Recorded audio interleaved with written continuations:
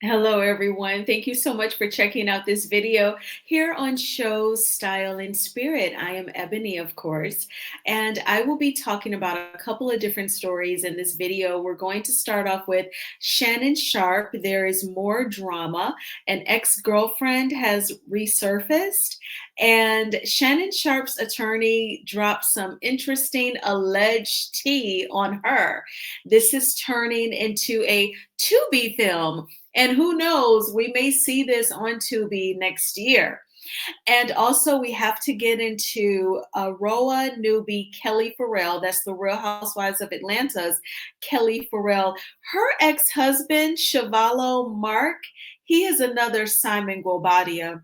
And I don't know what is going on down there, but the BAN spirit is just traveling all throughout. And he is a trip.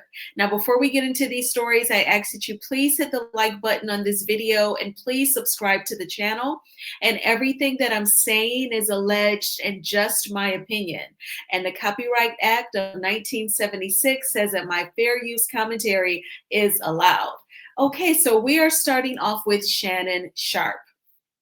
Now, as you can see from the headline, I'm going to read the headline. This is a response from Shannon Sharpe's attorney after her lawsuit from 2023 resurfaces. And it says that Shannon Sharpe's attorney releases a statement claiming that Shannon's ex-girlfriend, Michele Evans, was obsessed with him and that she is on probation after serving 3 years in prison for allegedly trying to unalive her husband just so that she could be with Shannon. Now, that if that ain't a Tubi movie, I do not know what is. Okay, this is very wild. I was not expecting this. If you follow me on Instagram, I posted this on my IG stories. You're gonna see their two pictures side by side in two separate IG stories.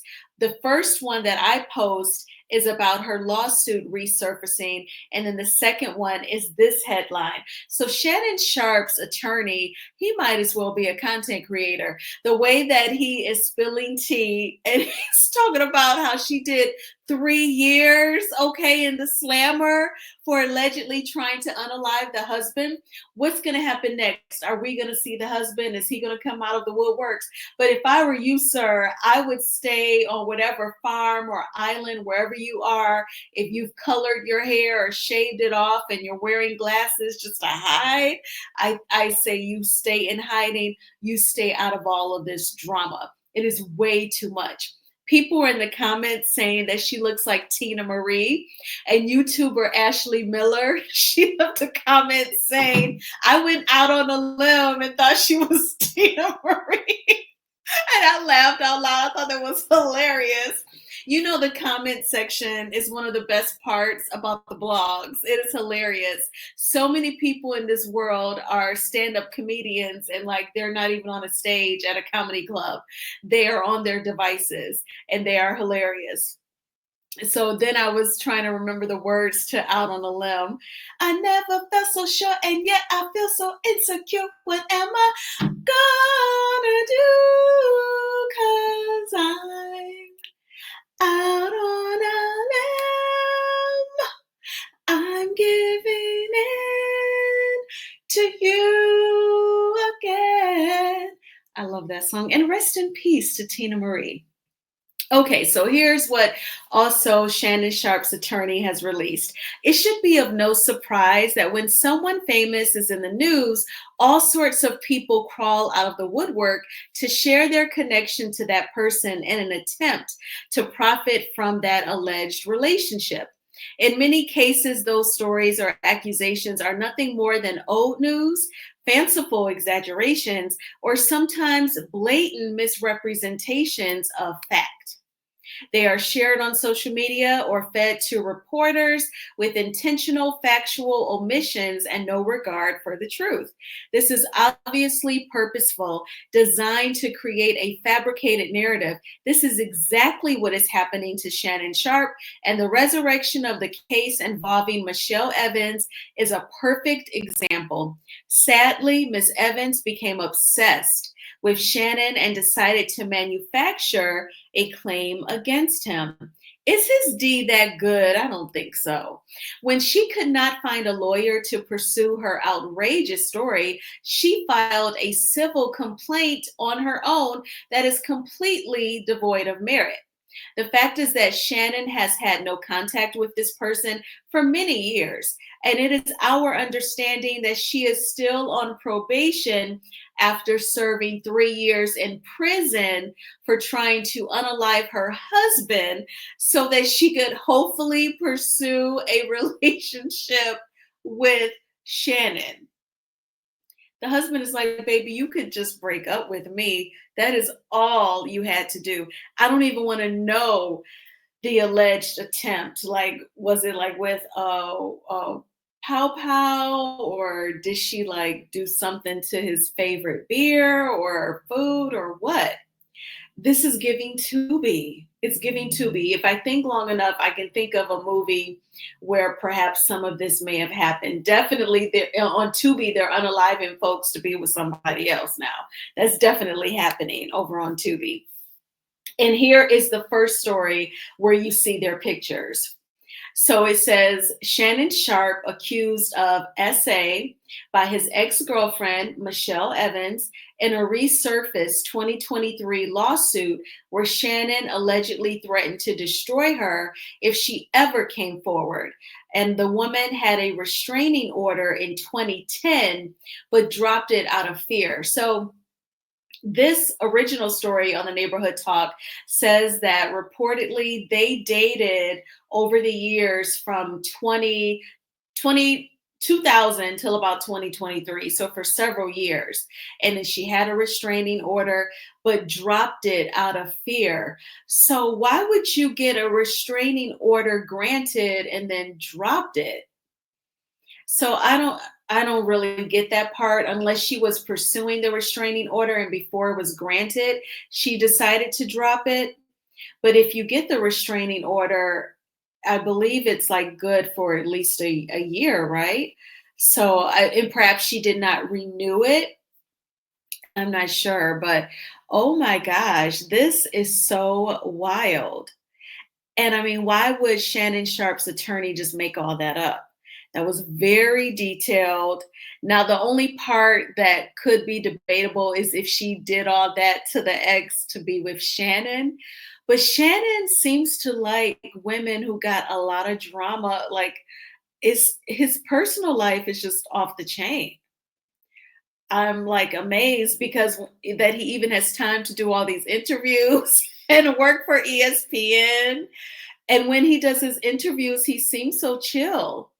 But I mean, he is drinking the yak. He drinks cognac. Maybe that's how he calms his life after all of this foolishness, because this is crazy.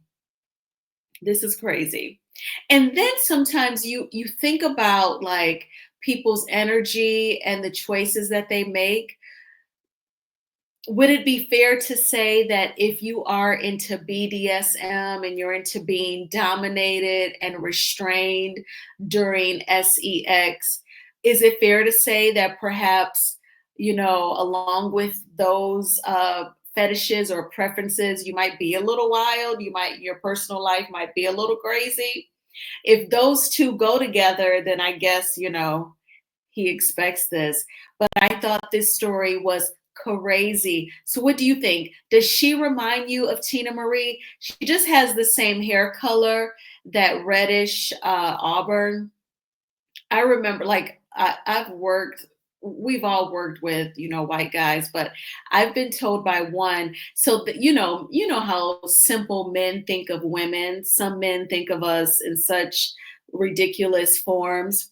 Well, some white men, they prejudge women based on their hair color.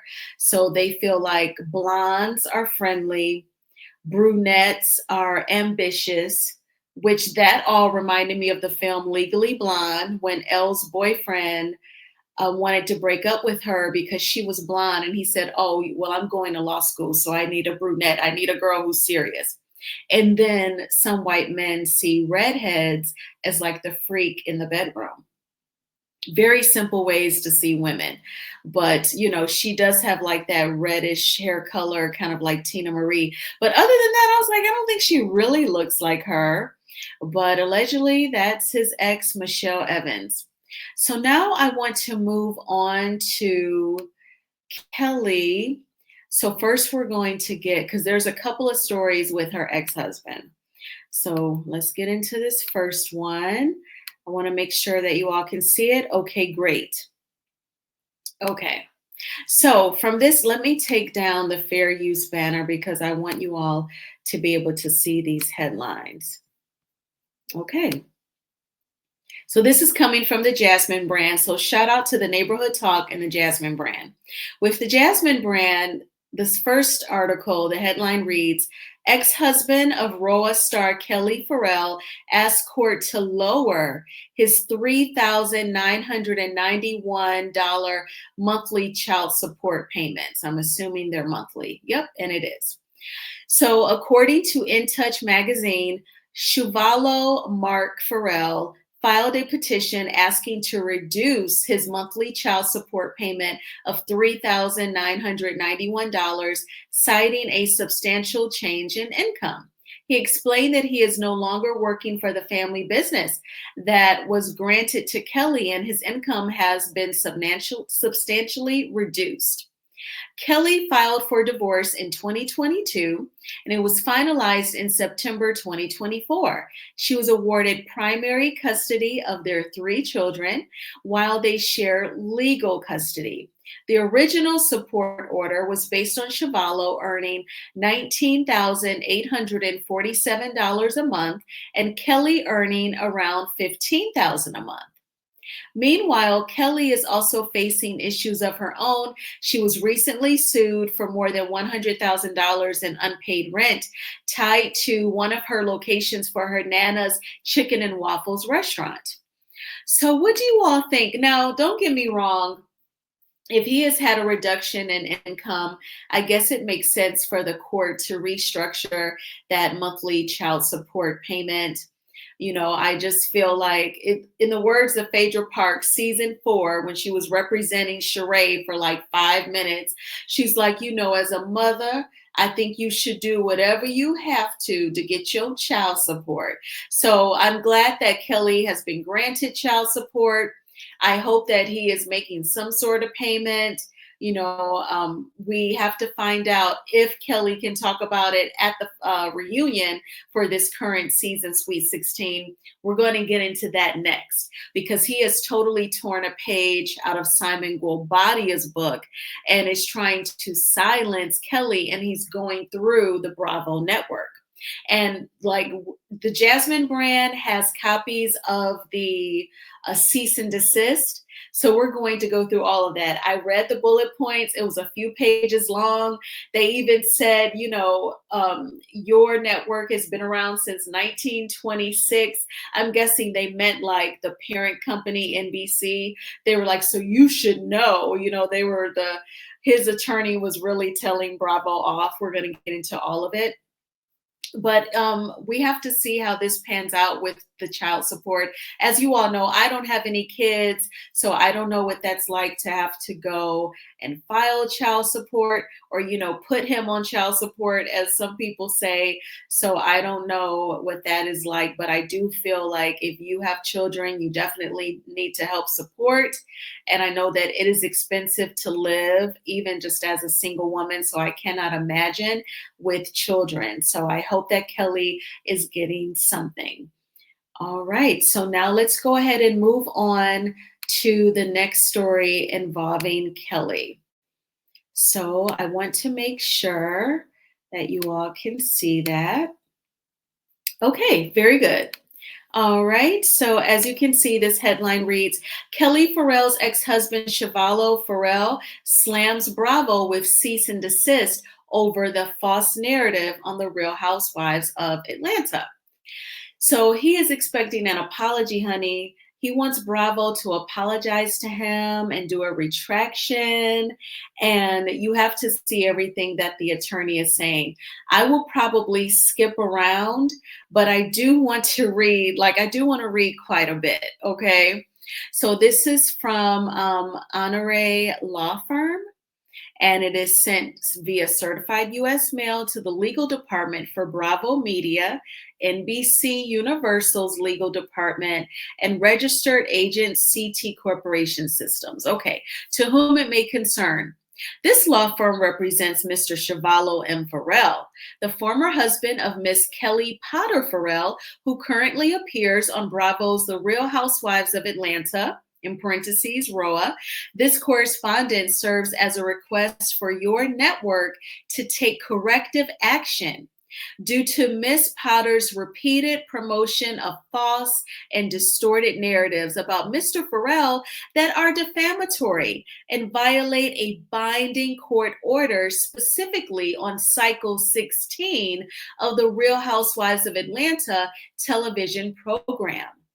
Furthermore, this correspondence shall serve as a spoliation notice, formally putting you on notice of your obligation to preserve all communications, footage, and other information that might constitute discoverable evidence should the matters complained of herein result in legal action.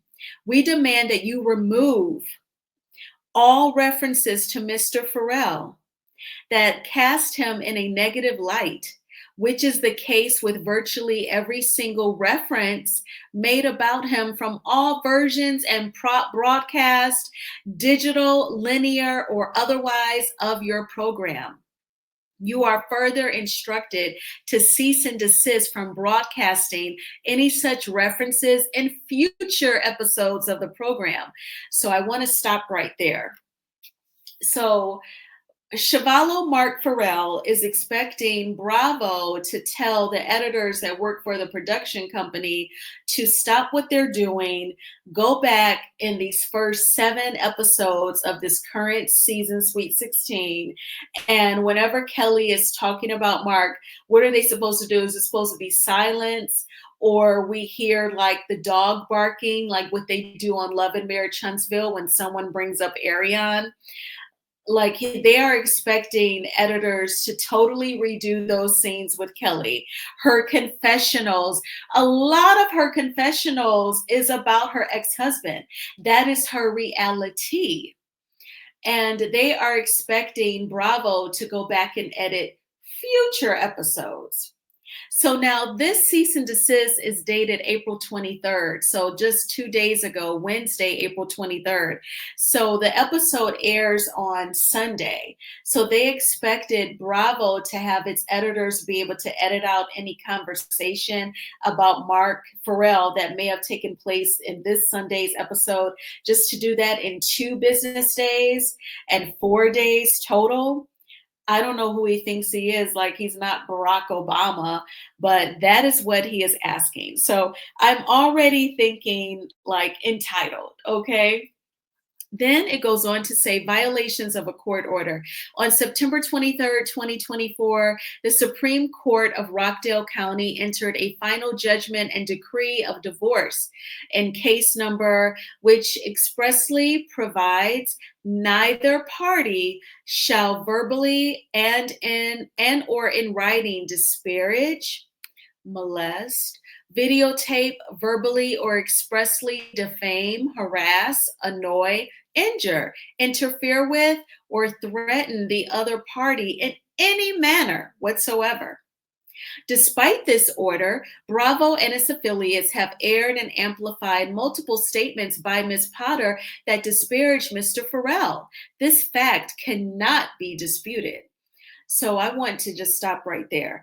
So in my opinion, I am not an attorney. I have not earned a Juris Doctorate. In my opinion, Chuvalo Mark Ferrell's attorney has drafted this cease and desist as if Mark Ferrell divorced Bravo and not Kelly. Because they're saying despite this order, Bravo and its affiliates have aired and amplified multiple statements. Bravo aired it, but Kelly is the one who made them.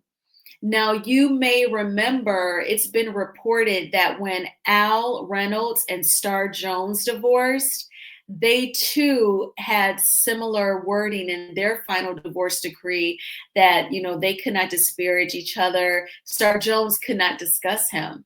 And allegedly, Star Jones was interviewed and she did discuss Al Reynolds after their divorce was finalized. But Al Reynolds sued her.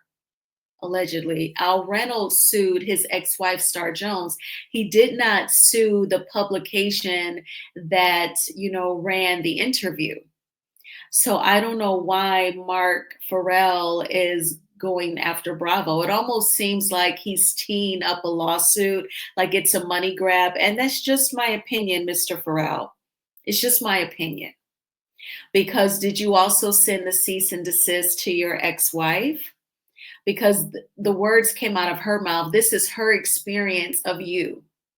That's what Iyanla Van Zant would say. If you all went to her for some coaching, she would say, well, that's Kelly's experience of you. That's not Bravo or NBC Universal's experience of you. That is your ex-wife, Kelly. And those words came out of her mouth. And the vessel through which her words were heard was through the Bravo network. But Bravo didn't say those things about you, and Bravo wasn't married to you, and Bravo did not divorce you.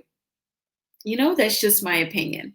So also in this same paragraph, this is when they say these disparaging statements clearly violate the court's explicit prohibition against verbal disparagement. This fact too cannot be disputed. As a globally distributed entity with a broadcasting history dating back to 1926, your network knew or should have known that the extreme and outrageous manner in which Ms. Powder spoke about her ex-husband violated a court order. I totally disagree with that. What does the network being on TV since 1926, what does that have to do with them knowing that Kelly violated her divorce decree? I feel like this really weakens the cease and desist. And if I was an executive at Bravo, or if I worked in the Bravo or NBC legal department where they sent this cease and desist, this is when I would have gone back to drinking my matcha or whatever other work I was doing before I started checking out this cease and desist. I would say, no, they didn't go back to when we first started airing content in 1926 and say that we should have known that Kelly violated the divorce decree. That ain't got ish to do with us.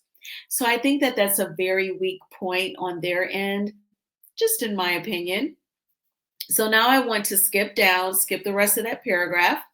And they have false and defamatory content. And this is where they are going to specify what they feel like Kelly Ferrell has lied about. The false and defamatory statements made by Ms. Potter and aired by your network include the false and defamatory statement that Mr. Ferrell threatened to unalive Ms. Potter in open court, a claim contradicted by Ms. Potter's own written statements. The false and defamatory statement that Ms. Potter was the sole creator of Nana's Chicken and Waffles, was the driving force behind the creation of the restaurant, and that Mr. Ferrell had an ownership interest in the business. And the false and defamatory statement that Mr. Ferrell was incarcerated for stealing from Ms. Potter and Nana's Chicken and Waffles. So he is disputing those three things. I find the very first one to be very interesting because according to Kelly, she said that he threatened to unalive her in open court right in front of the judge. So Chuvalo, Mark Ferrell, he is disputing that. So if it didn't happen in open court, where did it happen, or did it not happen at all? I wonder, does Kelly have any sort of documentation from the judge saying that he or she witnessed that? I think this is very wild. I do hope that at some point Kelly is able to talk more about that. I don't know, again, if she's been served with the cease and desist. So it goes on to say these statements are not only false, but were presented as specific factual occurrences rather than opinions. So, to the attorney, I don't know who his attorney is, but why would it be an opinion if Kelly is Kelly's reality? The words came out of Kelly. They're almost typing up the cease and desist to NBC Universal and Bravo as if they are bloggers, but they are media outlets through which this show airs. Why would it be an opinion? This is Kelly's experience of this guy. To be clear, Mr. Ferrell has never been criminally prosecuted for any alleged theft against Nana's Chicken and Waffles or Miss Potter. False accusations of criminal conduct constitute defamation under Georgia law and does presenting events in a manner that distorts facts beyond recognition for the sole purpose of casting Mr. Ferrell in a false light. So let's go on. And they're saying that the Bravo network failed to investigate. But again, the producers that are in those confessionals, they basically ask the real housewife, tell me about your life. And I imagine they go from there. And then when they film scenes, those producers are asking them, well, what did you think about what so and so said and what so and so did? Why would they investigate what Kelly said? That is ridiculous. But I think that this is very weak, and we'll have to. I have a feeling that Bravo won't do anything. Now I'm going to be definitely observant of Kelly's confessionals and her scenes with the ladies. If suddenly we no longer see her talking about her ex-husband, or if she says online that Bravo has done some editing, I have a feeling that they're not going to change anything. I hope that they don't, because they were not married to him. This is just my opinion. But this cease and desist, it was very, very deep. And I definitely wanted to share it with you all. And yes, he is expecting a retraction and an apology, honey. He totally pulled a card right out of Simon Guobadia's book. And we all see Simon Guobadia, what he did with that cease and desist. It has transformed Portia into a friend of the show, because she's hardly sharing anything. And she's just, being mean to Drew every single chance that she gets. Well, what did you all think of these stories? What do you think about Kelly Farrell's husband? When she talks about her marriage, this is just my opinion, Mr. Ferrell, but it sounds like it was very intense.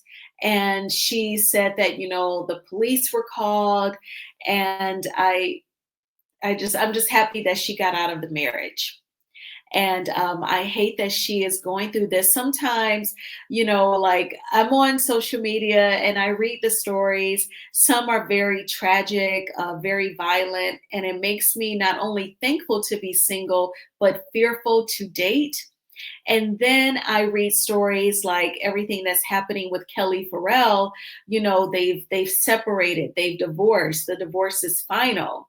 And because she decided to join a reality TV show, now she has to go through this extra legal drama with the cease and desist. And he is, pulling Bravo into it. And it just seems like the drama never ends. So it's such a crapshoot with dating and marriage. And then especially to have children with that person, then you're dealing with them until like that youngest is like 18. So that can be a lot. But I thank you all so much for checking out this video. Please hit the like button on this video, as it is a free way of supporting the channel. And please subscribe to Shows Style and Spirit if you have not already done so. I hope that you had a fantastic Friday. I cannot complain. Right after work, I changed into my sweats. Then I went to the chiropractor, got a cool adjustment, felt great. Then I immediately went to the gym and walked on the treadmill for a couple miles. And then I did some squats and some lunges and a leg press. And then it was raining cats and dogs. So then I came home and had dinner, and I've created some content. And now I'm gonna, take a shower and get ready for bed. And I'll see the new Ben Affleck film tomorrow. And I will get waxed, in some very fun places, and that will be good. So it'll be a nice, cool Saturday. It's supposed to rain too, but I'm hoping maybe like it won't, because it rained a lot today. But I hope that you are having a fantastic Friday, and I will talk with you all soon. Bye.